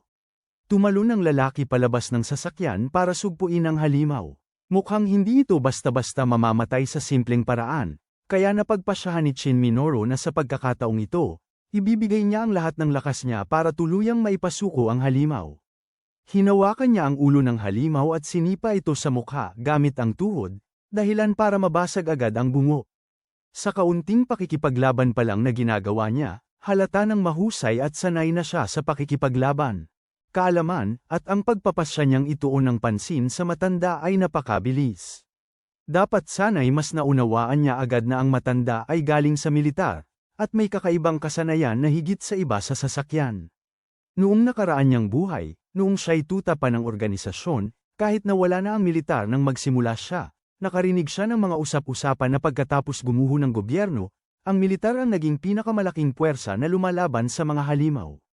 Sila ang mga kaaway ng organisasyon noon, pero sa kanila, mayroong isang espesyal na dibisyon pang-combat na nasa pangunahing unit. Mukhang may pinagdaanan silang espesyal na pagsasanay, at sila ay isang malaking hadlang sa panig ng organisasyon. Salamat sa pagsisikap ng lalaki, makakapunta na sila sa supermarket at makakabili na ng mga kailangan nila. Una niyang iminungkahi ng kanyang ina na umuwi na rin sila, pero agad yung sinuwi ni Shin Minoru, at sinabi sa ina niya na kung uuwi sila, baka may mangyaring iba pa, kaya kailangan nilang magpatuloy. Mukhang may maaasahan na silang tao sa kanilang grupo, pero ngayon kailangan ng isipin ni Ai-chan kung paano mapapanig ang lalaking ito sa kanila. Maaaring magpanggap siyang nagpapadala ng peking utos militar, o kaya naman ay ma-blackmail si Hot para magbigay ng impormasyon mula sa loob, o kaya ay manatili na lang siya sa tabi ng lalaki at hikayatin itong protektahan sila. Ang naiisip lang niya ay, ginagamit ang lalaki para sa kanyang pansariling kapakanan, kaya nakangising baliw ang sanggol. Habang nag-iisip siya ng gagawin, hinimas niya ang ulo nito. Pagkatapos ay sinabi niya kay Miss Lin na manatili sa tabi niya kasama si Ai-chan para maprotektahan niya sila ng kaunti. Agad siyang pumayag at nangakong hindi magiging pabigat at masuner ang susundin siya. Sinabihan niya ito na huwag masyadong umasa sa kanya, at gusto niya lang silang tulungan. Nagpasalamat si Miss Lin sa lalaki dahil sa tulong nito kanina sa pagkatalo sa malaking halimaw, pero sinabi nitong huwag na itong banggitin pa. Kung hindi nga lang daw umiyak si Ai-chan kanina, malamang patay na siya dahil sa atake ng halimaw. Pagkatapos ay sinabi niya sa sanggol na mas hanggal ang isang tao, mas gusto nila ng tubo. Parang nabasa niya ang nasa isip ng bata, at alam niya ang mga makasariling iniisip nito kanina pa. Ikinros ni Ai-chan ang mga braso niya at nagpas siyang tanggapin ang tulong ng lalaki, pero alam niyang ang ugali ni Shin Minoru ang magiging dahilan ng pagbagsak nito. Sa wakas, narating na nila ang supermarket na kanilang pinupuntahan simula pat noon, pero nakasara ang gate. Mukhang day off nila. Nakaanunsyo na bukas ang supermarket, pero klarong nakasarado ang lugar. Alam ni Ai-chan na si Hot ay isang magaling na hacker at malamang na sinarado niya ang supermarket ng malayuan. Biglang bumukas ang pinto at ipinaliwanag ng driver na may kaibigan siya. Buksan ang pinto mula sa malayo. Habang sinasabi niya yun, ngumiti siya at ipinakita ang kanyang telepono, paalala sa kanila na dapat nilang pasalamatan ang kaibigan niya mamaya. Nagduda si Ai-chan, at palihim na kinuha ang telepono ng kanyang ina sa bag nito para tingnan. Binuksan niya ang mga mensahe at nakita niyang may mensahe si Hot kamakailan lamang na nagsasabi na nakita niya ang sasakyan nila sa security camera at binuksan ang gate para sa kanila. Nakumpirma yun na kilala nga ng driver si Hot. Mas komplikado tuloy ang mga bagay-bagay para sa kanya, dahil parehong kainahinala para sa kanya sina Hot at ang driver. Pumasok na sila sa supermarket, at pagod na si Echan dahil sa wakas ay nakarating na sila. Ang kanilang destinasyon. Ang supermarket ay napakalaki at maraming supply sa bodega. Wala ring kamera sa lugar, kaya mukhang hindi na kailangang mag-alala ang bata na makita siya habang ginagamit ang kanyang kapangyarihan. Pagkatapos ay napansin niya na may dala ang matandang lalaki na lalagyan ng mga armas. Inaasahan na yun sa isang dating sundalong espesyal na unit pangkombate, pero ngayong nasa supermarket na sila, biglang nawala ang lalaking gumagabay sa kanila. Parang wala ring tauhan sa supermarket, kaya wala silang mabibilhan o mapag-check-out-an. Habang sinusubukan nilang alamin kung ano ang dapat nilang gawin sa bodega, narinig nila palakpak na nanggagaling sa ibang bahagi ng gusali. Napatingin sila sa harapan at nakita ang lalaking kanina pa, nakangising mapang-asar at tinatapik-tapik ang mga kahon sa paligid niya. Pagkatapos ay ipinahayag niyang lahat ng nasa tindahan ay binili na ng kanyang organisasyon. Dumating na ang sandaling pinakakinatatakutan ni Kay, ang taong nasa harapan niya ay isa palang miyembro ng organisasyon. Pati ang aso ni Kay ay ayaw sa kanya, nag-aalborot ito ng husto. Ipinakita na ng driver ang kanyang tunay na kulay, umamin siyang ginamit lamang niya silang lahat para makapasok sa supermarket. Ngayon natapos na siya sa kanila, panahon na para itapon sila na parang walang kwentang basura. Habang nagyayabang siya, agad si Kay nakakita ng isang tato sa braso ng lalaki, isang malinaw na tanda na siya nga ay miyembro ng organisasyon. May dilim sa mga mata, ipinahayag ng lalaki na ang supermarket na ngayon ay pag-aari na ng East Lotus Society, ang kanyang tinig ay puno ng pagbabanta. Ang kanyang pagbabanta ay lalong nakatuon sa matandang sundalo. Habang nag-aalis siya ng armas sa kanyang bulsa, binabalaan niya silang huwag gumalaw. Agad na nakaagaw ng pansin ni Kay ang pangalan ng samahan. Nalaman niya na ang sangay na ito ng organisasyon ay kakaiba. Sila ay grupo ng mga nangunguna na responsable sa pagpapatupad ng proyektong Pangangaso. Ang grupong ito ay naghahasik na ng krimen bago pa man magsimula ang sakuna. Yun ang dahilan para mang-alap ng mga gamit dahil nararamdaman na nila ang paparating na kapahamakan. Ngayon naiintindihan na ni Kay kung bakit may masamang kutob siya sa lalaking ito. Isang bagay na naramdaman niya mula sa mayabang nitong tono. Pero sino man ang taong ito, handa na si Baby Kay na mapabagsak siya. Samantala, mabilis na naunawaan ni Nalin at ng matandang lalaki ang kabigatan ng sitwasyon at napansin ang mga tauhan na nakapalibot sa kanila. Ngunit handa na ang matandang lalaki dahil agad niyang kinuha ang isang pala at ibinato ito sa generator. Tumama ito ng malakas, nakapako sa makinarya na anumang oras ay posibleng sumabog. At ang tunog ng posibleng pagsabog ay nagsimulang mag-alingaw-ngaw sa lugar. Gayunpaman, nanatiling kalmado ang driver na nakatayo, isang bagay na hindi napansin ng matandang lalaki. Sa sumunod na sandali, ngumisi ang lalaki at naglabas ng remote para kontrolin ang kariton. Napagtanto ng matandang lalaki na nawawala na sa kanyang kontrol ang sitwasyon. Tumalon siya para sugurin ang driver, pero sa huling segundo, napabalikwas siya dahil sa isang tambak ng mga carton. Pagkatapos, natagpuan na lang ng matandang lalaki ang sarili na nakatutok sa baril. Nakangisi, sabi ng miyembro ng organisasyon na hindi niya hahayaang makatakas ng ganoon kadali ang isang veterano ng militar. Pinagbabawalan niya itong gumalaw, ngunit di inaasahan, sumulpot si Lin, may hawak na baril, at binabalaan ng lalaki na lumayo sa matanda, o babarilin niya ito. Hinihingi niya ang paliwanag kung ang motibo niya. Nanggigigil na napagtanto ng lalaki kung gaano siya kawalang kamalay-malay sa sitwasyon. Tinatanong pa nga niya kung maniniwala pa rin ito sa pagiging inosente niya pagkatapos siyang barilin. Si Lin, masaya pa rin, nag-aalok na maghati ng mga gamit na parang may picnic sila. Natatawa na lang ito sa pagiging inosente niya, nakakatuwa nga. Umaasta pa siyang siya ang may kontrol. Ikinwento pa niya ang tungkol sa aso na iniwan niya kay Lin. Hindi dahil mabait siya, kundi dahil nang kunin niya ang pera, patay na ang may-ari. Kaya naisip niyang alisin na rin ang aso. Doon na siya dumating, at naisip niyang magiging nakakaaliw na panoorin kung paano niya mapagsasabay ang isang malaking aso at isang sanggol. Nakakagulat, naging maayos ang mga bagay-bagay noon, pero ngayon, hawak na niya ang kanyang baril, dahil ayaw na niyang makipaghati ng mga gamit. Kulang na kulang talaga. Sa sumunod na sandali, tinututukan na siya ng mga tauhan niya ng baril. Ipinahayag ng boss na dapat mamatay ang mga mahihina tulad ni Lin. Nagbalik sa alaala ni Kay ang panahon na nasa kapangyarihan siya ng organisasyon, walang magawa kundi kumain ng daga para lang maibsan ang gutom. Noon, hinahamak din siya katulad nito. Nabalik siya sa realidad nang handa nang sumugod ang aso niya sa mga tauhan. Agad na inihagis ni Kay ang may putik sa generator, kaya nag-brown out. Bigla na lang dumilim ang lahat, at sumigaw ang boss na tigilan na ang pagbaril hanggang makahanap sila ng liwanag. Kasabay nito, tinaas ng boss ang baril niya. Samantala, ginamit ni Kay ang kapangyarihan niya at susuntukin na sana ang boss nang biglang sumabat ang matanda, sinipa niya ang boss. Parehong nagulat sina Kay at ang matanda. Naintindihan ni Kay na malas niya ang pagkakakita sa matanda, isang sundalo pala ito. Baka maituring siyang halimaw at may posibilidad na maging subject siya ng pananaliksik dahil sa kapangyarihan niya. Inaasahan na nga niya. Iniisip na nga ng matanda, gaya ng pag-aalinlangan niya kung si Kay ba ay isang halimaw. Habang handa na siyang umatake, si Sanggol na Kay ay bigla na lamang tumalon at umakyat sa itaas na istante, mismo sa bulag na bahagi ng paningin ng matandang lalaki. Binuksan ng matandang lalaki ang kanyang flashlight. Plano rin sana ni Kay na buksan ang ilaw, pero nag-aalangan siya sa matandang lalaki.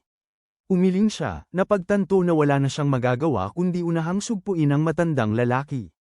Ngunit ang kanyang plano ay naantala ng isang biglaang ingay na nakaagaw ng pansin ng lahat. Nagtinginan ang mga tao at nakakita ng isang likido na nakaagaw ng pansin ng buong grupo. Nakangisi, sumakay si Kay sa kanyang karaniwang upuan sa isang kariton at naghanda ng manood. Laking gulat niya nang ang likido ay maging isang kambal na anyo ng matandang lalaki.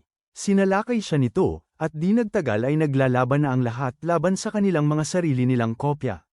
Naghanda rin sa pakikipaglaban ang matandang lalaki sa kanyang kambal, bulong-bulong ang mura dahil sa bagong kapahamakan. Natatakot si Lin nang makita ang perpektong kopya niya na nakatayo mismo sa harapan niya at pinakiusapan nitong huwag lumapit. Nakuha ng kanyang boses ang atensyon ng matandang lalaki. Lumingon ito at nakita si Kay na umiiyak malapit habang sinusubukang sumakay sa kariton ang kanyang kambal. Naisip ng matandang lalaki na nakita na niya ang kambal na ito dati. Ibig sabihin, perpektong gumagana ang plano ng ating maliit na kaibigan dahil umiiyak na siya ngayon, naghihintay na lamang sa matandang lalaki na susugod na parang isang kabalyero na. Makinang baluti, inaasahan nga, agad na sinalakay ng matanda ang clone nang subukan nitong lapitan si Kay. Ngunit nabigo siya dahil madaling nabubuo ulit ang clone dahil sa katangian nitong parang putik. Nang maunawaan niyang hindi sapat ang lakas, inihagis niya ang kanyang pala at nagpas siyang gumamit ng ibang paraan para sa ganitong uri ng nilalang. Binuksan niya ang kanyang kahon ng mga gamit at kinuha ang kanyang baril. Samantala, natalo naman ni Lin ang kanyang clone gamit ang isang baril na may kuryente, dahil kilalang kahinaan ng mga nilalang na parang putik ang kuryente. Natalo rin ni Kay ang kanyang clone sa sunod-sunod na pag-atake, isa pang kilalang kahinaan nito. Panghuli, winasak ng matanda ang kanyang kinlon gamit ang malakas na puwersa. Pero hindi pa tapos ang laban. Isa pang clone na parang putik ang bumulusok kay Lin, pero inundayan ito ng matanda sa huling sandali. Gayunpaman, buhay pa rin ang nilalang, at pilit na bumabalik sa dating anyo. Ngunit patuloy pa rin ang pagpapaputok ng matanda, determinado na tapusin ito. Hindi man niya tuluyang napatay, nagbigay naman siya ng malubhang pinsala. Pero kasabay nito, bumangon na rin ang boss, handa nang umatake, habang abala pa rin ang matanda sa pakikipaglaban sa putik. Napaamura si Kay, na bad trip sa sitwasyon. Hindi niya magagamit ang kapangyarihan niya ng hayagan. Mahuhuli ang sikreto niya kung gagawin niya yon. Nagulat siya nang bigla siyang hawakan at kunin ng boss bilang bihag, at binyantaan si Lin at ang matanda na ibaba ang mga armas. Ngunit ang hindi alam ng boss, mas pinadali lang niya ang mga bagay-bagay para sa ating matalinong bata. Tahimik na inilabas ni Kay ang kanyang kapangyarihan at kinontrol ang isa sa mga tauhan ng boss. Pagkatapos ay binuksan ng tauhan ang isang granada, at sa sumunod na sandali, isang malakas na pagsabog ang umalingaw-ngaw sa lugar. Bagamat nakaligtas ang boss sa pagsabog, hawak pa rin niya si Kai. Ngunit ginamit ni Kay ang kaguluhan para ang kanyang pagkakataon nang makita niya ang isang unang klase na kristal na pangunahing bahagi at mabilis na kinuha ito gamit ang kanyang buntot bago pa man mapansin ng iba. Ang boss, na lubhang natakot at halos mapatay sa pagsabog, ay nagmadaling pumasok sa isa pang silid at pabalibag na isinara ang pinto bilang pagtatangkang protektahan ang sarili. Sa loob ng silid, ilang tauhan pa ang naghihintay. Ipinahayag ng boss na panahon na para umalis at inutusan silang ihanda ang sasakyan dahil aalis na sila. Agad na sinunod ng mga tauhan ang utos. Nang mga sandaling yun, napansin ng ating bida ang isa pang tattoo, nakaukit sa gilid ng leeg ng lalaki, na nagpapakita ng kanyang pangalan. Naging malinaw na sa Kay ang lahat. Ang taong ito ay walang iba kundi ang tunay na boss ng organisasyon, si Lai. Siya ang gumawa ng buhay ni Kay na isang impyerno sa nakaraang buhay nito. Noon, palaging nakamaskara si Lai kaya hindi nakita ni Kay ang mukha niya. Sino ba naman ang mag-aakalang makikita niya ito ngayon, bilang sanggol pa man din? Napakasama ng tingin ni Kay na sanggol kay Lai kaya napapansin at napagsasabihan pa nga niya ito dahil sa inis. Sumunod, isang pulang ambon ang nagsimulang kumalat sa paligid nila. Ito ay tinatawag na pulang alabok, isang mapanganib na pangyayari sa mundong puno ng catalyst, delikado para sa kahit sinong tao. Ang mga makalapit dito ay namamatay o kaya't nagiging halimaw. Kaya pala, maya-maya lang, ilang tauhan ni Lee ang nagsimulang mag-anyo bilang nakakatakot na mga nilalang at sumugod sa kanila. Ngunit sila ay, sa karaniwan niyang kalupitan, ay nagpas siyang gamitin si Kay bilang pin sa mga halimaw. Walang pag-aalinlangan, inihagis niya ang sanggol sa silid kasama ang mga nilalang at tumakas, iniwan si Kay. Si Kay naman, gaya ng dati, ay nakakaintindi ng plano, ngunit handa na siyang ilabas ang kanyang tunay na kapangyarihan kahit may nakakakita. Kinuha niya ang core mula sa kanyang bulsa at inisa-aktibo ito. Sa sumunod na sandali, naging isang ganap na mandirigma siya, handang makipaglaban. Ang napakalaking, sumugod ang halimaw sa kanya. Ngunit sinalubong ng kanyang mga galami ang pag-atake ng walang pag-aalinlangan. Ngayong nakaisa na sa kristal na puso, umabot sa bagong antas ang kanyang kakayahan, napakalakas na halos hindi na niya nararamdaman ang mga halimaw sa paligid. Sinubukan naman ng isa pang nilalang na atakihin siya gamit ang laser sa mata nito. Walang pag-aatubili, diretso si Kay na sumugod at tumagos sa katawan ng nilalang. Halos naaaliw na siya sa ganang pagkilos ng kanyang katawan. Ang kanyang mga galame ay gumagalaw na ngayon na may nakamamatay na kagandahan, pinupugot ang mga halimaw na parang mga gulay sa lamesa. Samantala, nanunood si Lai sa pangyayari na puno ng takot. Gulong-gulo at naalarma, hindi niya maunawaan ang tunay na pagkatao ni Kay, dahil hindi niya nakita ang pagbabago nito mula sa sanggol tungo sa mandirigma. Isang tingin lang sa maputlang mukha nito ay alam na ni Kay ang lahat. Alam niyang hindi pa siya nakikilala ni Lai. Mas nakakapagbigay ito ng kasiyahan sa kanya. Sumusulong si Kay, ang mga matay puno ng determinasyon. Walang pag-aalinlangan na ngayon, dumating na ang sandali ng paghihiganti. Kahit natatakot, agad na nagtangkang ipagtanggol ang sarili si Lai. Binunot niya ang baril at pinaputukan si Kay. Mabuti na lang at mas mabilis si Kay kaysa sa bala. Bagamat hindi na ito ang kanyang orihinal na anyo, kung ikukumpara sa kanyang pagiging sanggol. Ang bilis at liksi nito ay nasa ibang antas na talaga.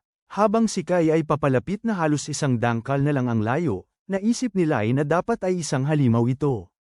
Pero hindi binigyan ng ating binata si Lai ng pagkakataong magsalita. Isang mabilis na galaw lang, itinapon niya si Lai sa kabilang dulo ng silid at nabangga ito sa sulok. Ubong-ubo na ngayon si Lai dahil sa pagdura ng dugo. May binulong ito tungkol sa isang kwentong kanyang narinig noon sa isang tao, pero ngayon ay nakikita na niyang totoo nga pala. Saglit na napaisip si Kay kung sino kaya ang taong yon, pero wala siyang panahon para pag-isipan yon. Biglang may inilabas si Lai na isang hyringilya at tinurukan ang sarili ng kakaibang gamot. Sa loob lang ng ilang sandali, ang katawan nito ay nagsimulang magbago ng nakakapangilabot, nagsasapalarawan sa isang anyong kakilakilabot. Habang pinagmamasdan ang pagbabagong anyo, agad na naunawaan ni Kay ang katotohanan na matagal na bago pa ang dakilang pagbabago, nag-eksperimento na ang organisasyon sa gamot na ito, isang formula na dinisenyo upang gawing halimaw ang mga tao nang hindi nawawala ang kanilang katinuan. Habang lumalakas ang halimaw, kitang-kita ang takot ni Kai. Sumugod ito sa kanya agad, at bagamat halos nahadlangan niya ang pag-atake, mabilis siyang gumanti gamit ang kanyang mga galamay. Ngunit mula sa iisang pagbanggaan na yun, napagtanto niya na ang kanyang kalaban ay hindi ordinaryong banta. Patuloy ang walang humpay na pag-atake ng halimaw, pinapatamaan siya ng mga pilak na galamay, na halos makaiwas naman si Kai. Sa pamamagitan lamang ng pagmamasid sa mga galaw nito, naunawaan ni Kai na nilalang na para siyang bitag mula pa sa simula. Nanindig ang balahibo niya nang makilala niya ito, ang parehong halimaw na pumatay sa kanya sa nakaraan niyang buhay. Ngunit iba na siya ngayon. Hindi na siya ang walang magawang siya noon, at wala siyang balak mamatay sa kamay ng parehong hayop. Muling nag-alab ang kanyang determinasyon, umiiwas sa bawat pag-atake ng may matalas na pokus at matapang na enerhiya. Pagkatapos, bigla ang sumabog ang isang malakas na pagsabog papalapit sa halimaw. Habang humuhupa ang alikabok, nakita ni Kai ang matandang sundalo na naglalagay ulit ng bala sa kanyang baril, na ninakaw niya sa East Lotus Society. Hindi niya may kakaila ang pagka-ironic nito. Ginagamit ng matanda ang armas ng mga masasama para sa ikabubuti. Dahil dito, samantala, pinoproseso ni Kai ang biglang pagbabago sa labanan. Nakatutok ang matandang lalaki sa higanteng nilalang na may mga mata, na sila'y pala, nasa anyo pa rin itong halimaw. Habang pinagmamasdan ang pagbabago ng sitwasyon, hindi mapigilan ni Kai ang pagngiti ng malapad. Nagbabago na ang takbo ng laro, at ngayong pabor ito sa kanya. Naalala ni Lai ang panahong sumapi siya sa organisasyon, kung saan inakit siya ng isang kinatawan nito sa pamamagitan ng pagbabala tungkol sa isang paparating na sakuna sa mundo. Ipinarinig nito na ang pagsapi sa organisasyon na lamang ang paraan para makaligtas siya. Pagkatapos ay binigyan siya nito ng gamot bilang regalo sa pagsapi, sabay sabi na makatutulong yun para matuklasan niya ang kanyang tunay na pagkatao. Nang mga oras na yun, habang tinitingnan niya ang gamot, hindi siya naniniwala sa mga sinabi nito. Sa tingin niya ay kilalang-kilala na niya ang tunay niyang pagkatao. Ngunit pagkatapos niyang matusukan at magising ang kanyang kakilakilabot na panig, naniniwala na siya sa katotohanan ng mga sinabi nito. Dahil isinilang siyang isang nilalang na nananamantala sa kahinaan ng ibang tao. Halimbawa, noong bata pa siya, sinabihan niya ang isang matabang babae na niloloko siya ng asawa. Nang magalit ito, idinagdag pa niya bilang patunay na narinig niya ang asawa nitong tinawag itong pangit na baboy na natutulog kanina lang. Ang babae, na maaaring insecure na nga sa kanyang pangangatawan, ay agad na naniwala sa kanya at nagalit sa kanyang asawa. Matapos mapalo, nagdesisyon ang asawa na hiwalayan na siya. Pagkaalis nito, siya'y lubhang nasasaktan dahil sa paniniwalang pangit siya. At tulad ng isang anghel na tagapag-alaga, nilinlang siya ni Lai sa pamamagitan ng pangakong ipapakilala siya sa mga taong tiyak na hindi siya babyuli. Ganito niya sinasamantala ang puso ng mga tao, sa pamamagitan ng pagpapanggap na kaibigan, pagkatapos ay pagsasamantala sa kanila. Ang pandaraya niya ay nagtulak sa kanya upang maging isang manloloko, isang halimaw na may anyong tao. Kaya nga siya'y naging isang level 4 na halimaw, si Trickster Lai. Hanggang ngayon, ang halimaw na nakikita ng ating binata ay pawang guni-guni lamang. Nakikita niya ang halimaw na pumatay sa kanya sa kanyang nakaraang buhay at siya'y lubhang natatakot sa panloloko ni Lai. Samantala, si Lai ay nagpasyang huwag nang magsayang ng lakas at naghintay na lamang sa tama na ang sandali para gumanti at manalo sa huli. Bigla siyang tinamaan ng bala at nagulat nang makita ang matandang lalaki na handa na naman siyang labanan. Nabigo siya sa pagkahaba-haba ng buhay ng matanda at agad siyang sinalakay. Ngunit nanatili ang matanda sa kanyang pinagtataguan, umatake nang hindi nagpapakita ng sarili. Muli siyang umatake, ngunit ang kanyang pag-atake ay sinalubong ng sunod-sunod na pagsabog. Ang pag-aaway ay lumikha ng maraming usok at alikabok, kaya't nahihirapan siyang makita ng malinaw. Samantala, si Kay ay lumipat sa kanyang bulag na anggulo mula sa likuran. Nang si Kay ay sumalakay, si Lai ay nagmura ng malakas, galit na galit dahil bigla siyang natauhan sa kanyang panaginip. Si Kay ay humakbang papalapit, at sinasabi niyang si Lai ay isang ordinaryong manloloko lamang na kahit kailan ay hindi magiging espesyal. Dahil dito, sinalakay niya si Lai gamit ang kanyang mga galamay, kaya't minasama ni Lai ang mga ito. Sa sumunod na sandali, sinubukan ni Lai na lumikha ng ilusyon sa paligid ni Kay, ngunit hindi ito gumana. Nabigo siya dahil dito. Naalala ni Kay ang pagkakataong halos mamatay siya sa nakaraan niyang buhay dahil sa isang guni-guni. Habang tahimik na nagpapasalamat kay Lee, pinakawalan niya ang kanyang buong lakas. Natakot si Lai nang may bilis na kidlat na sumugod si Kay papalapit sa kanya. Duguan si Lai matapos siyang atakihin ni Kay. Tapos, tinanong siya ni Kay ng kalmado kung tapos na ba ito. Pero sa loob-loob niya, alam niyang simula pa lang ito. Sa loob ng 2 oras, dadating ang isa pang malakas na pag-atake. Hindi ito katulad ng anumang naranasan na ng sangkatauhan. Isang napakalakas na unos na tila bubuksan ang impyerno. Habang inihahanda niya ang pagtatapos kay Lai, sinubukan siyang pigilan ni Lai. Sumagot si Kay na wala siyang interes sa mga huling salita nito at determinado siyang wakasan na ang buhay nito. Samantala, pinagmamasdan din ng matandang lalaki ang pangyayari.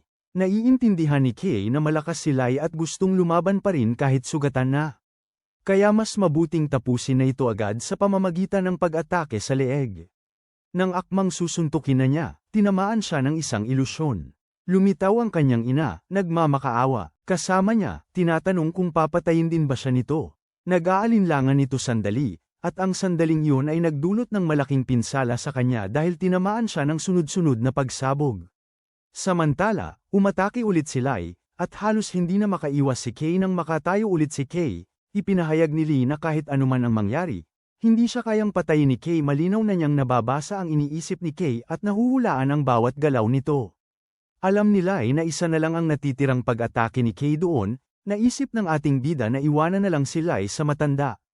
Kasabay noon, parang nabasa ang iniisip nito, umiwas si Lai sa bala ng matanda at nanuya. Siya, tinatanong kung balak lang ba nitong manatili dyan na parang lagi. Napaamura si Kay, napagtanto ng huli na ang normal na armas ay hindi epektibo laban sa isang level 4 na halimaw. Si Lai, nagiging sobrang kampante, naniniwalang nakikita niya ang mga plano ng matanda. Gamit ang isang nakakatakot na tawa at pagpapahayag na siya ay isang banal na nilalang, si Lai ay nagtungo sa pinagtataguan ng matanda. Ngunit pagdating niya sa lugar, sumabog ang isang granada na itinanim ng matanda nang maapakan nito ni Lai. Nakitang sugatan si Lee, pinuri ni Kay ang matalas na pakiramdam ng matanda. Pagkatapos ay nagtaka siya kung saan na nagpunta ang matanda. Para bang tugon, sumulpot ang matandang lalaki sa likuran ni Lai at akmang susugod, pero nakaiwas si Lai sa huling sandali. Magsusukli sana si Lai, pero tinawag siya ni Kay para maaga ang atensyon niya. Nagulat si Lai dahil sa biglaang pag-istorbo. Nakangisi, tinanong ni Lee si Kay kung gusto nitong malaman ang kanyang kinabukasan. Habang sandaling naliligaw ang atensyon nito, binaril siya ng matandang lalaki. Bigla na lamang may sumulpot na imahe sa isipan ni Lai na nakikita niya ang sarili na nakikipag-usap sa mga mahina, mga taong nasa ibaba niya. Ipinapakita ni Kay kay Lai ang isang kinabukasan kung saan siya ay palaging talo, palaging walang silbi sa huli. Sinabi ni Kay sa kanya na ito ay ang kapalaran niya. Galit na galit, hinawakan ni Lai ang ulo niya at itinanggi ang paratang. Sumunod na napakita sa kanya ang isang imahe kung saan siya'y yumuyuko sa iba na tila nanghihina. Ayaw niyang tanggapin ang hinaharap na ito. Sa matinding galit, sumipa at sumampal siya ng walang pakundangan, ngunit sa huli, siya pa ang nasaktan. Bigla na lamang, lahat sila ay nabigla nang makitang napugutan na ni Lee ang sarili niyang ulo. Habang pinapanood ang pangyayari, ngumisi si Kay, niloloko na niya ang pinakamagaling na manloloko. Habang lumilipad ang ulo ni Lee, muli niyang nasilip ang mga alaala ni Kay. Nanlaki ang mga mata niya sa takot nang makita ang halimaw na nakatayo sa harapan niya. Pagkatapos, bumagsak na ang kanyang naputungang ulo sa lupa, at sumisigaw siya kay Kay na lumabas sa isipan niya. Sinisigawan niya si Kay, ipinahahayag na ito ang tunay na kahulugan ng babala tungkol sa sanggol. Sinulyapan ng matandang lalaki si Kay, ang atensyon niya ay nabighani. Nagpatuloy si Lai, ang boses ay nanghihina, na si Kay ang sanhi ng kapahamakan, ikinagulat kapwa ni na Kay at ng matandang lalaki. Binaalan ni Lai na sa pagsisimula ng rebolusyong ito, nawalan na si Kay ng anumang pag-asa sa isang normal na buhay. Mula ngayon, habulin siya ng organisasyon ng walang humpay. Bago pa siya makapagbunyag pa, isang putok ng baril ang umalingaw at natahimik si Lai dahil sa tama ng bala. Mabilis na lumingon sina Kay at ang matandang lalaki sa pinanggalingan ng putok. Isang bagong figure ang lumabas mula sa kanyang jeep, kalmadong nagpapaliwanag na kung hindi mo papatayin ang iyong kaaway sa panahon, sila ang magiging kaaway ng kanilang sarili. Nang mapagtanto ni Kay na sundalo ang lalaki, nag-alarma siya. Tinawag ng bagong dating ang matanda na guro, pinupuri ito dahil sa leksyong kanyang sinabi. Si Kapitan Lion ang pangalan niya, ngunit mas kilala siya bilang Snow Wolf. Bago pa magbati ang magguro at mag-aaral, isa pang halimaw ang sumulpot sa likuran ni Lion. Walang pag-aalinlangan, pinatay niya ang halimaw. Ang ating tauhan, na nagmamasid sa likod ng kahon, ay namangha sa kanyang nakita. Nang mga sandaling yon, tinanong ng matanda si Lion kung sadya ba siyang naroon dahil balak niyang umuwi at alagaan ang kanyang apo. Habang kinukuha ang kanyang telepono, nagmamakaawa si Lion sa kanyang guro na bumalik sa punong tanggapan dahil may emergency. Ipinakita niya rito ang larawan ng kanyang apo na ligtas at maayos. Ipinagdiinan niya na kailangan ng militar ang kanilang commander. Habang nakikinig, agad na napagtanto ni Kay na ang matandang ito ay ang nangungunang commander ng militar.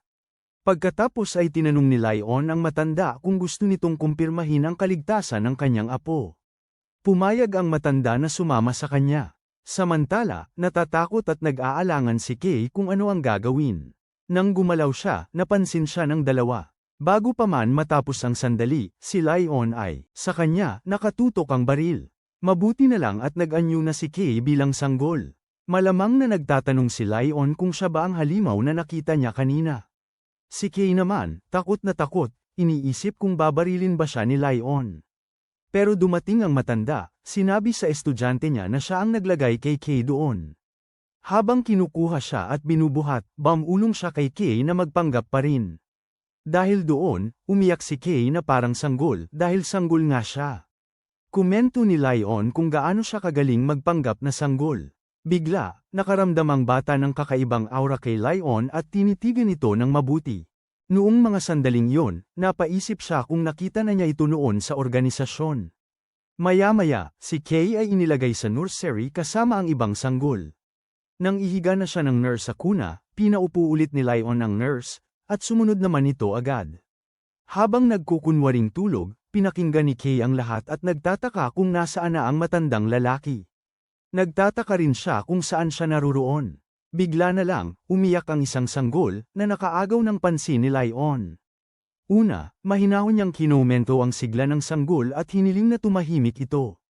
Pero nagbago ang tono niya at ginamit ang kanyang kakayahan para mapakatulog ang sanggol. Samantala, ang ating batay nakamasid sa lahat ng ito, nanlalaki ang mga mata sa takot. Naalala niya na si Lion ay isang mahalagang tauhan sa organisasyon, na may codename na Tank. Hindi lang yun, mayroon siyang bihirang at malakas na kakayahan kung saan kaya niyang gamitin at pasabugin ang dugo sa katawan ng sinuman sa kanyang kagustuhan. Alam niyang ginamit na ni Lion ang kanyang kakayahan sa sanggol, na nagdulot ng kakulangan sa oxygen, kaya nawalan ito ng malay imbes na makatulog ng natural. Isang taong alam ni Kay na dapat niyang mag-ingat, lalo na matapos ang naunang tangkang pagpatay sa kanya. Ngayon ay papalapit na si Lion, ang aming sanggol. Samantala, iniisip ni Kay ang kanyang mga kakayahan, na napaaga ang paggising, kung iisipin na kakasimula pa lang ng organisasyon. Iniisip niya kung isa na ba siya sa iilang angkop na nagising ang kapangyarihan bago ang katapusan ng panahon. Nang mga sandaling yon, nagpas siyang siyasatin si Kay si Lion at sinabihang tumahimik. Pinigilan ni Kay ang kanyang hininga sa buong oras. Pagkaalis ni Lion, nakahinga ng maluwag si Kay bago umalis, nagkomento si Lion kung gaano ito kasaya. Habang umaalis, sinipat ni Kay ang paligid para tiyakin kung tuluyan na itong nakaalis. Pagkatapos ay agad siyang tumalon at tumayo. Naalala niya, sila ay isang mandaraya, isang taong may kakayahang manipulahin ang isipan. May kakayahan si Kay na parang antas Diyos na pagsipsip, na lumilikha ng hadlang sa kanyang isipan para maprotektahan ang kanyang mga iniisip kay Lai. Ngayon, para maprotektahan ang sarili laban kay Lion, kinokontrol niya ang daloy ng kanyang dugo, binabagal ito, at hinahayaang ang peking dugo ay kusang masipsip. Matapos itong obserbahan, tiningnan niya ang ibang mga bata at nag-isip kung sila rin kaya ay mga calamity eggs. Hindi naman sa hindi niya kilala ang termino. Narinig na niya ito sa kanyang nakaraang buhay, pero dahil sa mababang estado niya noon, hindi siya nakakuha ng ganoong klaseng impormasyon. Gayunpaman, naniniwala siyang may alam si Lion tungkol dito. Pagkatapos ay sinuri niya ang sitwasyon kasama ang militar, na natanggal sa kanyang nakaraang buhay ng organisasyon. Napunta ang kanyang isip sa matandang lalaki, na maliwanag na hindi nagtitiwala kay Lion, dahil gusto nitong personal na silipin ang kanyang apo. Nagtataka rin siya sa pagsusuri na ginawa ni Lion sa kanya. Masyadong maraming pumapasok sa isipan niya. Naalala niya ang kanyang ina at ang kanyang aso, ngunit mabilis niyang inilayo iyon sa kanyang isipan. Hindi ito ang panahon para isipin ang iba. Ang dapat lamang niyang pagtuunan ng pansin ay ang kanyang plano sa pagtakas. Sinubukan niyang buksan ang pinto gamit ang kanyang kakayahan, ngunit hindi niya ito magamit. Naalala niya ang kristal na core na nakuha niya kanina, na ginamit niya para pagsamahin ang kakayahang tinatawag na Dark Shadow. Pero habang ginagawa ang pagsasama, marami sa kanyang mga kakayahan ang hindi niya magamit. Sa ngayon, ang kaya lang niyang gamitin ay ang Dark Shadow at God Barrier. Ang huli ay tumutulong sa kanya na makalaban ang mga pag-atake sa isipan. Pero ang Dark Shadow ay masyadong makapangyarihan at delikado gamitin sa kanyang kasalukuyang sitwasyon. Kaya naman, nagpasya siyang maghintay at unawain ang intensyon ng mga nasa paligid niya bago gamitin ang kanyang kapangyarihan at ipagsapalaran ang pagkakahayag. Hanggang ngayon, ang pagkukunwaring sanggol ay nakatulong na ng mabuti sa kanya. Bigla niyang napansin ang isang bagay na lumilitaw mula sa isa pang kuna. Napatingin siya sa isa pang sanggol, na ang mga binti ay nagiging kahoy. Mga sanga, kaya, ang sanggol na ito ay marahil isa pang katugma niya. Tapos, napansin niya ang ilang iba pang sanggol na may iba't ibang kakayahan. Naalala niya, noong nakaraang buhay niya, ang mga sanggol na ito ay lagi nilalagay sa isang lugar na hindi nila pwedeng makalabas. Ngayon naiintindihan na niya na lahat sila ay nasa isang lugar na katulad ng kinaroroonan niya. Bigla na lang siyang dinampot ng isang puno ng baging. Nang sumubok siyang makawala, hindi niya magawa. Nag-isip siya sandali kung gagamitin na niya ba ang kanyang mga kakayahan o hindi. Pero napahinto ang kanyang pag-iisip nang may isa pang batang lalaki na tumulong sa kanya para makawala. Lumalabas na isang maliit na batang lalaki pala ito, na nagpayo sa kanyang magpanggap na lang na natutulog. Kaya ngayon, dapat lang siyang umayos. Nagulat si Kay nang makita na ang bata ay 5 pa lang taong gulang pero bihasa na sa kanyang mga kakayahan. Bigla siyang napamura nang may marinig sa likuran niya. Agad na tumakas ang bata at nawala sa paningin. Lumingon si Kay at nakita ang mga nurse na papasok para mag-inspeksyon, kaya dali-dali siyang nagpanggap na natutulog sa sahig. Inutusan ng head nurse ang lahat na tipunin ang mga sanggol. Napansin siya ng isa at binuhat din. Habang nagaganap ang lahat ng ito, iniisip ni Kay kung ano ba talaga ang nangyayari at ano ang plano nila sa kanya. Maya-maya, inilapag ng mga nurse ang lahat ng sanggol sa sahig. Bahagya niyang iminulat ang mga mata at wala siyang nakita kundi dilim ang nakapalibot sa kanila. Isang nakakapangilabot na pag-iisip ang pumasok sa isipan niya kung mapaglalaban ba sila hanggang sa kamatayan.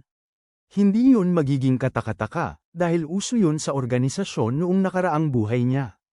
Naramdaman din niya ang presensya ng isang tao mula sa organisasyon na malapit. Dahan-dahan siyang nagsimulang gumapang habang ang ibang mga sanggol ay nagsisimulang tumayuin. Pagtingala niya, nakita niya si Lai sa itaas na palapag. Bago pa siya makapag-isip ng iba pa, nakita niya ang isang halimaw na papalapit sa isang sanggol. Una niyang naisip na ang mga sanggol na ito ay magiging biktima ng halimaw, dahil naalala niyang walang mga sanggol sa nakaraan niyang buhay.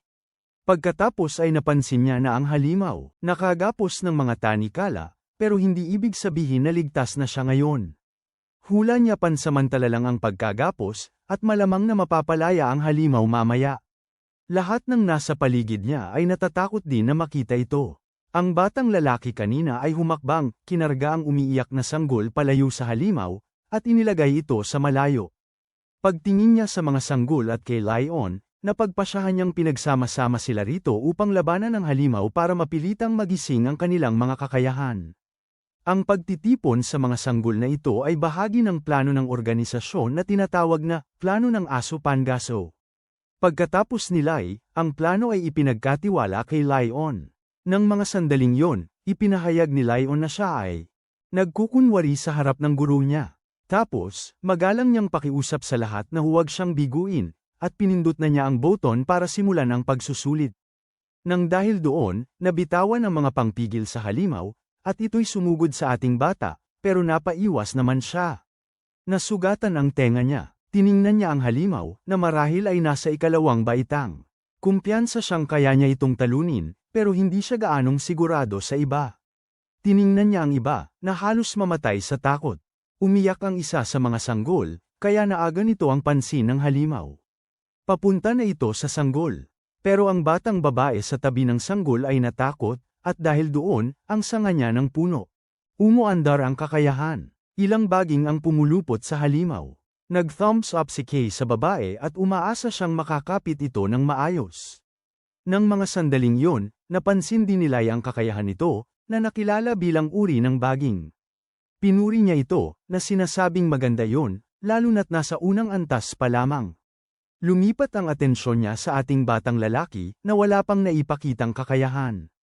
Gayunpaman, kumbinsido siya na may kakayahan si Kay. Sa isipan niya, naniniwala siyang tiyak na mag-a-activate ang kapangyarihan ni Kay kapag napasailalim sa matinding sitwasyon. Sa puntong yun, nakawala ang halimaw mula sa mga baging at naghahanda ng ipakita ang buong lakas nito. Nagulat si Kay sa bigat ng sitwasyon na nagaganap sa harap niya.